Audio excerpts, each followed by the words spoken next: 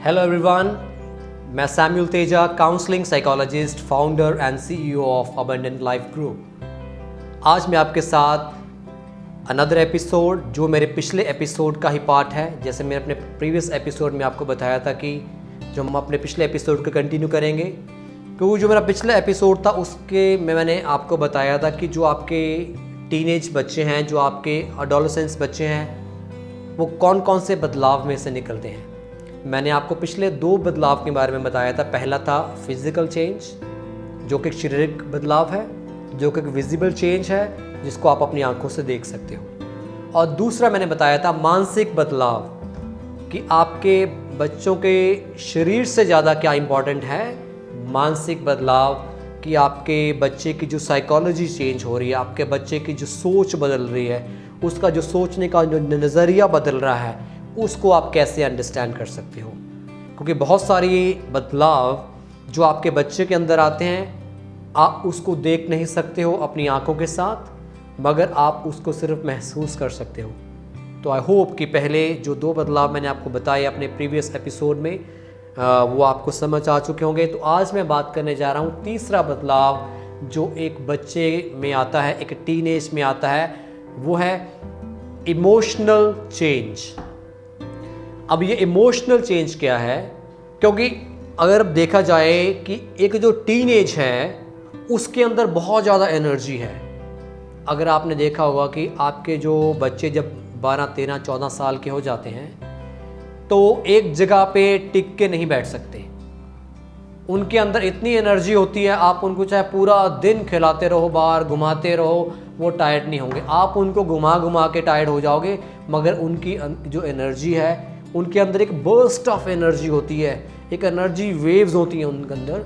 तो इसलिए as a parent बहुत ही इम्पॉर्टेंट है कि उनकी इस एनर्जी को चैनलाइज करना। जैसे फॉर एग्जांपल एक रिवर है, रिवर के अंदर बहुत ज़्यादा पानी फ्लो कर रहा है, और एक दरिया है ना, उसके अंदर बहुत ज़्यादा पानी है।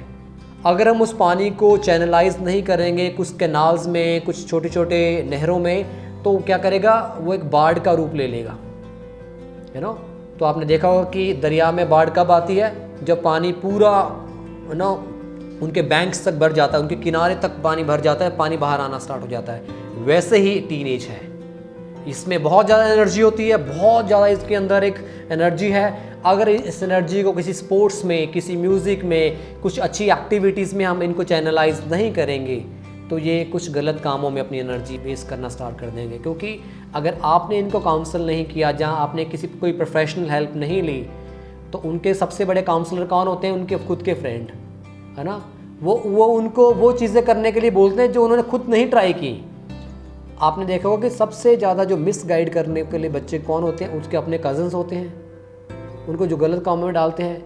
उनके फ्रेंड्स होते हैं जो गलत कामों में डालते हैं। तो इसलिए ये बहुत ही इम्पॉर्टेंट है कि ये जो इमोशनल चेंज है बच्चे के अंदर आ रहा है, उनके अंदर जो एनर्जी है, उनको चैनलाइज करना बहुत इंपॉर्टेंट है। जैसे ही आपका बच्चा, आपको लगा कि उसकी वो टीनेज में आ रहा है, उसको किसी स्पोर्ट्स में इन्वॉल्व कर दो, उसको किसी म्यूज़िक में इन्वॉल्व कर दो, उसकी डांस में इन्वॉल्व कर दो। अगर देखें जो हमारे अंदर एनर्जी है ना, अगर हम उसको चैनलाइज नहीं करेंगे तो वो आपको डिस्टर्ब करेगी, वो आपको कभी ये चीज़ तोड़ेगा, कभी उसको गुस्सा आएगा, वो चीज़ करेगा। तो इसलिए बहुत ही इंपॉर्टेंट है कि आप उस एनर्जी को चैनलाइज करें। और अगर आपने इस एनर्जी को चैनलाइज कर दिया, लेट मी टेल यू, वो बच्चे के लिए एक ब्लेसिंग बन जाएगी। क्योंकि मैंने देखा है बहुत सारे पेरेंट्स को, उन्होंने एक राइट टाइम पे अपने बच्चों को एक राइट चॉइस बनाने की हेल्प की। उन्होंने उस एनर्जी को चैनलाइज करने के लिए उनको स्पोर्ट्स में डाल दिया। जैसे फॉर एग्जांपल रिसेंटली मेरे पास केस था जहाँ पे एक पेरेंट ने अपने बच्चे की उस नेगेटिव बहुत ज़्यादा एनर्जी थी, उसको चैनलाइज करने के लिए क्या किया उन्होंने, उनको टेनिस गेम ज्वाइन करवा दी।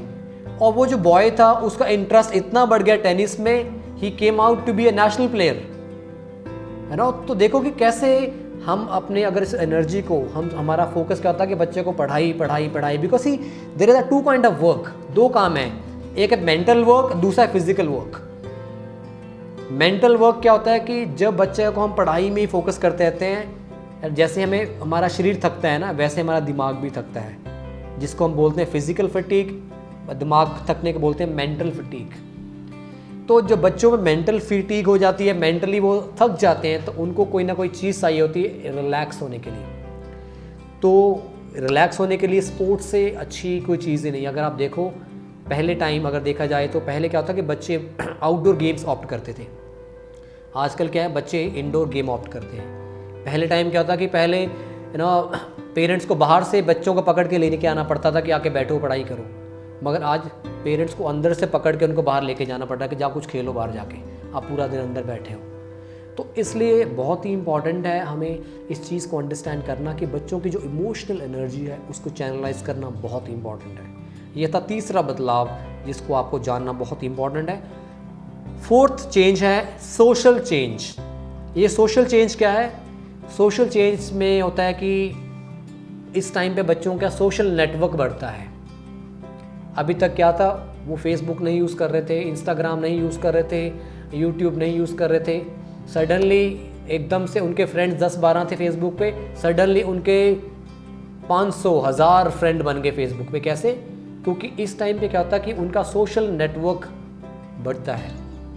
उनको नए नए दोस्त बनाने, नए नए दोस्तों के साथ चैटिंग करना, व्हाट्सअप के द्वारा, फेसबुक के द्वारा, इंस्टाग्राम के द्वारा अपनी नई नई पोस्ट डालना, है ना। बच्चों में क्या होता है कि बहुत ज़्यादा चिंता होती है। अगर उन्होंने किसी पोस्ट डाल दिया, उन्होंने अपनी कोई पिक्चर डाल दी, अगर उनके किसी फ्रेंड ने लाइक नहीं किया तो तब उनके साथ प्रॉब्लम, इज इट। तो इस टाइम पे बच्चे क्या होते हैं, उनका बिहेवियर क्या होता है, अटेंशन सीकिंग बिहेवियर होता है। वो आइडेंटिटी सीख कर रहे हैं, वो अटेंशन सीख कर रहे हैं अब दूसरों की। वो फेसबुक पे क्या करते हैं, वो कहीं खाना खा रहे हैं तब पोस्ट करें हम यहाँ पे eating food at this restaurant, selfie डाल के, है ना। तो वो लोकेशन डालेंगे हम यहाँ पे ट्रैवल कर रहे हैं। तो ये क्या करते हैं कि ये सारी चीज़ें हम किस लिए करते हैं, हम सोशल अटेंशन सीख करते हैं लोगों की, है ना। हम एक सेलिब्रिटी बनने की कोशिश करते हैं, है ना। तो ये जो टाइम है इसमें बच्चों के बहुत सारे लोग फ्रेंड बनते हैं। तो इसलिए बहुत ही इम्पॉर्टेंट है, क्योंकि मैंने देखा कई बार पेरेंट्स को नहीं पता होता कि उन बच्चों के, उनके जो बच्चे हैं उनके फ्रेंड्स कौन हैं। तो ये बहुत ही इम्पॉर्टेंट है आपके लिए एटलीस्ट ये जानना कि आपका बच्चा किन लोगों से मिल रहा है, किस तरह के फ्रेंड्स हैं उसके, उनका उठना बैठना कैसा है। लेट मी टेल यू, कई बार ऐसा कि पेरेंट्स ने तो पूरी मेहनत की अपने बच्चों को अच्छी वैल्यू देने के लिए, मगर 13 साल के बाद उनका बच्चा ऐसी कंपनी में चला गया, उसके फ्रेंड्स ऐसे बन गए कि उनकी पूरी मेहनत जो थी पिछले 11-12 साल की वो वेस्ट हो गई। तो ये बहुत ही इम्पॉर्टेंट है पेरेंट्स के लिए जानना कि उनके फ्रेंड्स कौन हैं, है ना। तो इसलिए आपको उनके फ्रेंड्स के साथ आपके भी एक रिलेशन होना बड़ा इम्पॉर्टेंट है। तभी हम उस चीज़ को अंडरस्टैंड कर पाएंगे, तभी हम एक अच्छा एक रिलेशन बिल्ड कर पाएंगे अपने बच्चों के साथ, उनके अच्छे फ्रेंड्स बन पाएंगे। क्योंकि जब आप उनके फ्रेंड्स के साथ एक अच्छा रिलेशन बिल्ड करते हो, जब आप उनको खाने पे बुलाते हो, उसके द्वारा सिर्फ आपका सिर्फ एक्सपेंस नहीं होता है, उस एक्सपेंस के द्वारा आप जानते हो कि आपका बच्चा किस किन लोगों के साथ विचर रहा है, क्या ये अच्छा है कि इनके साथ इनका रिलेशनशिप कंटिन्यू रहे। तो ये बहुत ही इंपॉर्टेंट है। ये सोशल चेंज एक सबसे बड़ी नीड है। सबसे बड़ी नीड क्या है एक टीनेज की? To love and to be loved. प्यार करना और दूसरे उसको प्यार करना, उसकी सबसे बड़ी एक नीड होती है इस टाइम पे। अगर उसको घर पे वो प्यार और सत्कार नहीं मिल रहा है, वो दूर बाहर कहीं से ढूंढना स्टार्ट कर देगा। तो इसलिए मैं बोलता हूँ कि इससे पहले कि आपके बच्चे किसी स्ट्रेंजर को अपना फ्रेंड बनाएं, उससे पहले आप उनको अपना दोस्त बना लें। ये बहुत इंपॉर्टेंट है। और दूसरा बदलाव है हार्मोन्स एंड ब्रेन चेंजेस। इस टाइम पे बच्चे, अगर हम एक एवरेज टीनेज का ब्रेन देखें तो उसके ब्रेन के अंदर बहुत सारी अलग अलग तरह की इन्फॉर्मेशन होती है। तो इस टाइम में सबसे ज़्यादा जो एक फैक्टर है जो डोमिनेट करता है एक टीनेज के ब्रेन को, वो है प्यार, लव। जैसे मैंने बताया कि एक बड़े बहुत महान साइकोलॉजिस्ट हुए हैं जिनका नाम था एब्राहम मैस्लो। उन्होंने एक हायरार्की ऑफ नीड का एक ट्रायंगल बनाया था, उन्होंने एक इंसान की अलग अलग ज़रूरतों को उनको कैटेगराइज किया है। सबसे पहले उन्होंने नीड थी फिजियोलॉजिकल चेंज, वो कौन सी है? रोटी, कपड़ा और मकान। उसके बाद आती है नीड फॉर सेफ्टी। तीसरी नीड वो बात करते हैं प्यार और पुरस्कार के बारे में, कि हर एक इंसान की ज़रूरत क्या है? प्यार और पुरस्कार। तो सबसे ज़्यादा जो टीन एज है उनको क्या है कि लोग उनको प्यार करें और उनको अप्रिशिएट करें।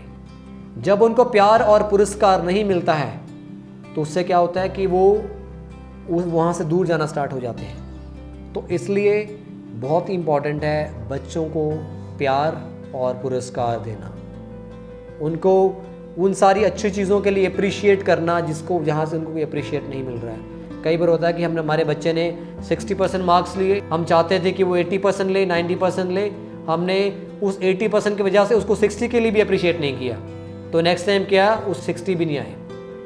तो ये बहुत ही अच्छा कि बच्चा आपका कैसा परफॉर्म कर रहा है उसको हम जब उत्साहित करेंगे। लेट मी टेल यू, आपके बच्चों के मार्क्स नहीं डिफाइन करते हैं कि वो लाइफ में क्या बनेंगे, है ना। अगर मैं अपनी बात करूं 10th में सिर्फ 50% मार्क्स थे, है ना। तो धीरे धीरे मैंने अपनी खुद की कैपेबिलिटी को अंडरस्टैंड किया, काफ़ी लोगों ने मुझे अप्रिशिएट किया। जब तक मैंने अपनी मास्टर्स की, अपनी MSc की, तो मैंने MSc अपनी 72% मार्क्स से की, है ना। तो मैं भी शायद मुझे वो स्कूल में वो अप्रिशिएशन वो शायद नहीं मिला, जिस वजह से मैंने अपने अंदर सोचा कि मैं शायद इतना काबिल नहीं हूँ, ना। आज मैं अपनी खुद की ऑर्गेनाइजेशन रन कर रहा हूँ, मैं अपनी खुद की आई हैव ए टीम जो हमारे साथ वर्क कर रही है ना। तो ये सब तभी होता है जब हम अपने अंदर की उस कैपेबिलिटी को कैसे जानेंगे। कई बार होता है कि हम खुद अपनी कैपेबिलिटी को नहीं जान पाते मगर दूसरे जान पाते हैं। आप अपने बच्चों के लिए एक शीशे का काम करते हो जहाँ पे वो उन चीज़ों को भी देख सकते हैं। जैसे हम किसी बार्बर के पास जाते हैं बाल कटवाने के लिए, तो उसके पास मिरर की सेटिंग होती है ना, एक आप अपने पीछे की साइड भी देख सकते हो, है ना कि आपका। तो वैसे ही जो पेरेंट्स होते हैं वो क्या है, एक 2 वे मिरर का काम करते हैं जहाँ पे सिर्फ हम वो चीज़ें जो आगे की, पीछे की, साइड की, लाइक आपने देखा ना ड्रोन, है ना। एक ड्रोन कैमरा और एक स्टिल कैम में क्या फ़र्क है। स्टिल कैम सिर्फ सामने की व्यू लेता है और जो ड्रोन होता है वो एक ऊपर से व्यू लेता है, एक कंप्लीट पिक्चर हमें दिखती है उस चीज़ के लिए। वैसे ही एज ए पेरेंट हमें एक ड्रोन वाली व्यू होनी चाहिए ताकि हमने बच्चों को हम पूरे हर एक एंगल से अंडरस्टैंड कर सके, उनको प्यार, पुरस्कार, एक्सेप्टेंस उनको मिल सके। तो लास्ट में आपको मैं यही बताना चाहूँगा कि हमारे जो बच्चे हैं उनको हमारे प्यार, पुरस्कार, एप्रिशिएशन, एक्सेप्टेंस की ज़रूरत है। तो इसलिए बहुत ही इम्पॉर्टेंट है कि हम उनको गिफ्ट से ज़्यादा उनकी नीड्स के द्वारा हम उनको किन चीज़ों की दें, उनको इमोशनल सपोर्ट दें। ये जो मैंने चेंजेस बताए थे आपको, physical change, psychological change, emotional change, social change और लास्ट वाला मैंने बताया आपको हार्मोन्स एंड ब्रेन चेंजेस, तो ये सारे जो बदलाव हैं ये हमें हेल्प करते हैं अपने बच्चे को अंडरस्टैंड करने के लिए। क्योंकि अगर हम इन बदलाव को देखेंगे तो हम अपने बच्चों को उनकी नज़र से अंडरस्टैंड कर पाएंगे, उनके नज़रिए से अंडरस्टैंड कर पाएंगे, उनके साथ एक अच्छा रिलेशन बिल्ड होगा।